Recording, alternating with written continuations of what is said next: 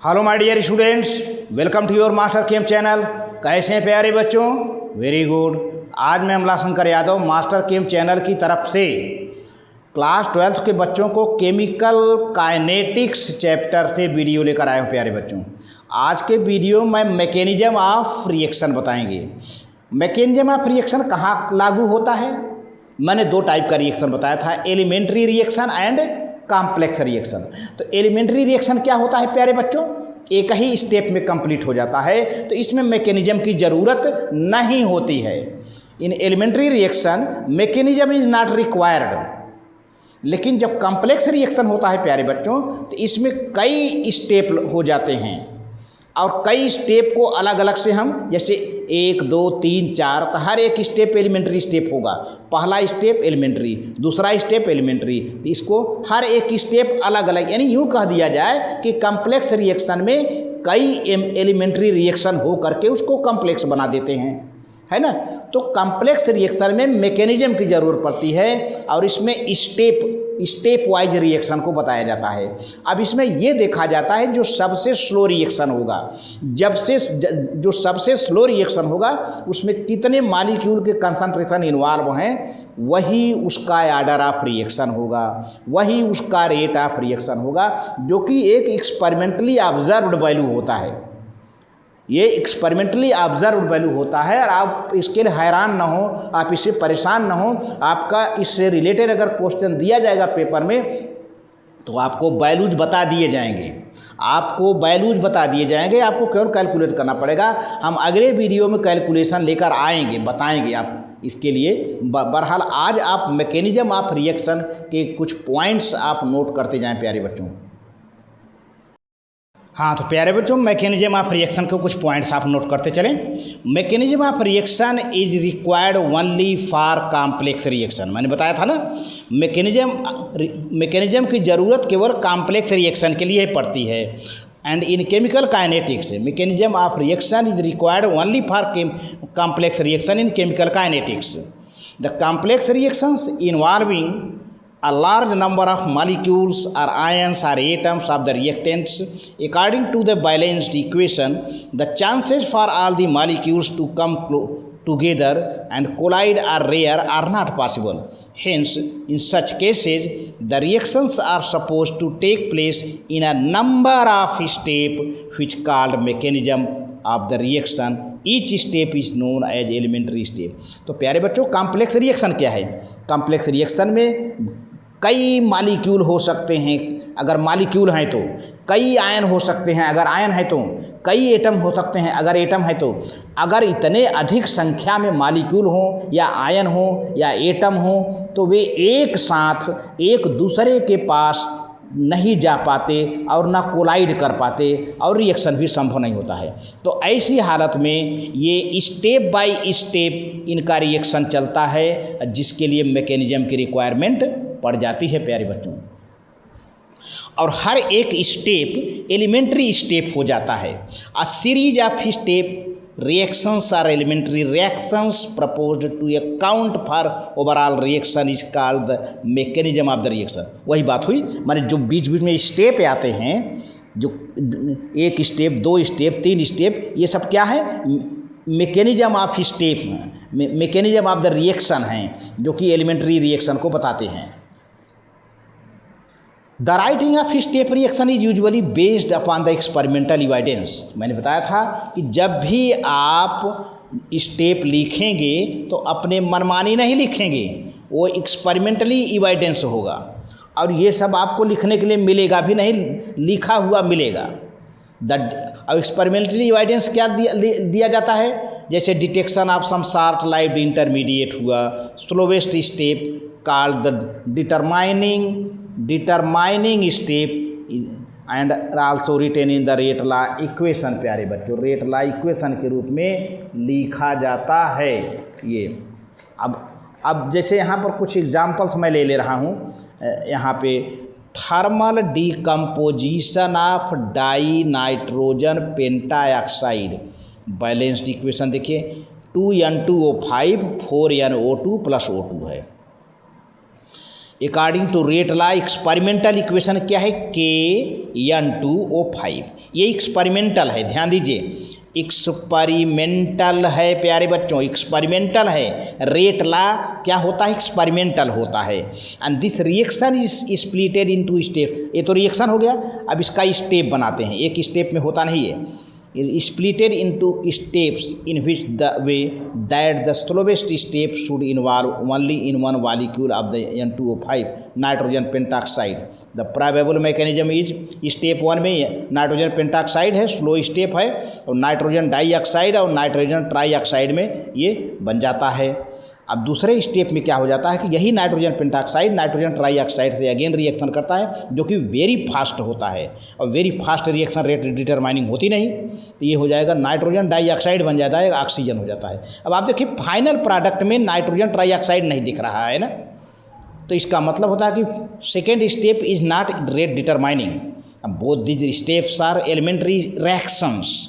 The slow step is unimolecular. देखा जाए तो स्लो स्टेप क्या है? यूनिमालिकुलर है, मीन्स जो है फर्स्ट आर्डर रिएक्शन को बताता है, जबकि फास्ट स्टेप बाई मालिकुलर है। तो स्लो स्टेप यूनिमालिकुलर है, इसलिए फर्स्ट आर्डर रिएक्शन हो जाता है प्यारे बच्चों। Hence the above reaction is unimolecular reaction, and reaction is of first order, since substances like nitrate which are believed to be formed during the course of the reaction but they do not appear in the final product। मैंने पहले बता दिया था कि nitrate जो है second step में नहीं दिखा है आपको, तो इसका मतलब होता है कि second step is not rate determining. आते हैं, देखते हैं कॉम्बिनेशन ऑफ नाइट्रोजन डाइऑक्साइड और F2 टू फॉर्म NO2F। तो यहाँ पर बैलेंस इक्वेशन है 2NO2F2, 2NO2F बन गया।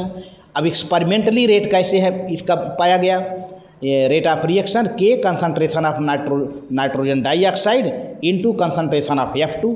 ये एक्सपेरिमेंटली इक्वेशन है, ध्यान दीजिए। द रेट ला इक्वेशन, इसका मतलब इसमें दो हैं, तो 2 मॉलिक्यूल होगा, तो the rate law equation involve only 1 molecule of NO2 and hence molecule of F2। Hence probable mechanism देख लेते हैं। N2F2 स्लो रिएक्शन है, NO2F और F बन गया ये। अब सेकेंड स्टेप की बात करते हैं, NO2F है ना, तो ये NO2F बन जाता है। तो स्लो स्टेप में कितने हैं? स्लो स्टेप में 2 हैं, देख रहे हैं ना। Slow step is by molecular. ये जो स्लो स्टेप में एक मालिक्यूल NO2 है, दूसरा मालिक्यूल F2 है, तो slow step is by molecular, और स्लो स्टेप को लिया ही जाता है। तो hence this reaction is by molecular reaction और रिएक्शन ऑफ सेकेंड आर्डर। आप देखिए स्लो रिएक्शन को आप ज़्यादा देखा करें, क्योंकि स्लो रिएक्शन के लिए मैंने बार बार कहा था कि slow reaction is the rate determining step. अब reaction between NO2 and carbon monoxide to form carbon dioxide and nitrogen oxide, NO2 and CO2 to form CO2 and NO। अब इसमें देखिए बैलेंस इक्वेशन क्या है? NO2CO प्लस इक्वल टू हो जाएगा CO2 plus NO हो गया। अब एक्सपेरिमेंटली इक्वेशन क्या दिया गया? रेट ऑफ इक्वेशन के concentration of NO2 to the power 2। यहाँ पर ध्यान दीजिए, बहुत ऊंची बात है, नाइट्रोजन डाइऑक्साइड पर पावर 2 है। अब आप सोचेंगे यहाँ तो 2 नहीं लिखा है, तो मैंने बताया था कि मालिकुलरिटी अगर यहाँ 2 होता तो मालिकुलरिटी इसकी 2 हो जाती। तो मालिकुलरिटी आर्डर ऑफ रिएक्शन के बराबर हो भी सकती है, नहीं भी हो सकती है। यहाँ तो आर्डर ऑफ रिएक्शन 2 आ गया, यहाँ पर तो मालिकुलरिटी देखा जाए तो 1 हो। ये कोई ज़रूरी नहीं है, क्योंकि ये एक्सपेरिमेंटली है। मैंने बताया था एक्सपेरिमेंटली ऑब्जर्व्ड वैल्यू है। तो this rate of reaction does not depend upon the concentration of CO। तो यहाँ पर जो है NO2 का जो ये रिएक्शन है कार्बन मोनोऑक्साइड के कंसंट्रेशन पर डिपेंड नहीं करता है। Hence the slowest step must involve 2 molecules of NO2। The mechanism देखिए, पहले स्टेप में NO2 दो मॉलिक्यूल हो गए, एक मॉलिक्यूल ये, एक मॉलिक्यूल ये, हो जाएगा NO प्लस NO3, है ना। दूसरे स्टेप में NO3 लिया और CO लिया, कार्बन मोनोऑक्साइड, फास्ट रिएक्शन हो गया, कार्बन डाइऑक्साइड बना, NO2 बना। आप देखिए फाइनल प्रोडक्ट में NO3 नहीं दिख रहा है ना। The intermediate NO3 is not present in the final product. The above reaction is by molecular. Slow step में कितने हैं? एक मालिक्यूल है, एक मालिक्यूल है, बाई मालिकुलर है, इसलिए सेकेंड आर्डर ऑफ रिएक्शन हो गया प्यारे बच्चों। अब decomposition of hypochlorite decomposes to form chlorate and chloride ion। Chloride जैसे बैलेंस इक्वेशन है, हाइपोक्लोराइट है ClO- ये इसके 3 मालिक्यूल लिए हैं। ClO माइनस आयन है, हाइपोक्लोराइट है, और क्लोरेट ClO3 क्लोरेट बनाया, क्लोराइड आयन बनाया। एक्सपेरिमेंटली इसका जो रेट पाया गया K concentration of hypochloride to the power 2 हो गया, है ना। ये एक्सपेरिमेंटली वैल्यू मैं बार बार बता रहा हूँ, इसे आपको अपने से नहीं लिखना है, ये एक्सपेरिमेंटली वैल्यू है, एक्सपेरिमेंटली वैल्यू है। अब इस हिसाब से इसका अब मैकेनिज्म देखा जाए। मैकेनिज्म में क्या होता है, पहले स्टेप में ये हो जाता है हाइपोक्लोराइट, और हाइपोक्लोराइट के 2 मालिक्यूल हैं। आप यहीं पर ध्यान से समझ लीजिए, 2 मालिक्यूल हैं, सीधे सीधे बात है कि बाई मालिकुलर रिएक्शन हो रहा है, और ये स्लो यहाँ लिखा हुआ है। तो ये हो जाता है क्या, ClO2 माइनस और क्लोराइड हो जाएगा, फिर ClO2 माइनस और हाइपोक्लोराइट हो गया, तो फास्ट रिएक्शन हो जाता है, क्लोरेट और क्लोराइड बन जाता है। तो यहाँ पर देखा जाए प्यारे बच्चों कि ये जो स्लो स्टेप है इसमें बाई मालिकुलर है, और ये सेकेंड ऑर्डर का रिएक्शन हो जाता है। कभी कभी देखा जाता है कि कुछ कैटलिस्ट भी इन्वॉल्व हो जाते हैं रिएक्शन में। हालांकि कैटलिस्ट रिएक्शन में इन्वॉल्व नहीं होते हैं और पार्टिसिपेट भी नहीं करते हैं, लेकिन उनका कंसंट्रेशन कुछ शामिल हो जाता है, जिससे उनको भी ऑर्डर ऑफ रिएक्शन में ले लिया जाता है। देखिए, the rate of reaction may depend not only on the reactant but may also depend upon the substance present as catalyst. ध्यान दीजिए, for example the decomposition of hydrogen peroxide is catalysed by iodide ion an alkaline medium. The complete reaction is, देखिए प्यारे बच्चों यहाँ पर है। अब आप कहेंगे कि आयोडीन तो कैटलिस्ट है, देखिए हाइड्रोजन पेरोक्साइड है, ये हाइड्रोजन पेरोक्साइड है H2O2, आयोडाइड आयन है, अल्कलाइन मीडियम है, वाटर बन गया और ऑक्सीजन बन गया। अब एक्सपेरिमेंटली क्या डेटा मिला है, the rate law equation for this reaction is rate K into concentration of hydrogen peroxide into concentration of iodide ion is equal to half D concentration of hydrogen peroxide upon dt। इस हिसाब से देखा जाए, अगर order of reaction with respect to H2O2 देखा जाए तो first order है, order of reaction with respect to I देखा जाए केवल तो फिर फर्स्ट ऑर्डर है। लेकिन the overall order of reaction कितना हो गया, ओवरऑल पूरे रिएक्शन का ओवरऑल रिएक्शन क्या हो जाएगा, तो यहाँ पर एक, यहाँ पर एक 2 सेकेंड ऑर्डर ऑफ रिएक्शन हो जाता है प्यारे बच्चों। इस तरह से हम यहाँ पर इसका मैकेनिज्म रह गया है। The rate law equation suggest that the reaction takes place in steps and the slow step should involve 1 H2O2 molecule and 1 iodide ion. Evidences suggest that the reaction takes 2 steps. इस तरह से evidence के हिसाब से देखा जाए तो इसका मैकेनिज्म 2 स्टेप में पूरा हो जाता है। H2O2 हाइड्रोजन पेरोक्साइड और आयोडाइड आयन है, स्लो रिएक्शन हो जाता है, हाइड्रोजन पेरोक्साइड ही रहता है और हाइपो आयोडाइट आयन बन जाता है, हाइपो आयोडाइट आयन। अब फिर देखिए, ये हाइड्रोजन पेरोक्साइड है, फिर हाइपो आयोडाइट आयन जो कि फास्ट रिएक्शन हो जाता है, वाटर बन जाता है, आयोडाइड आयन ऑक्सीजन, है ना।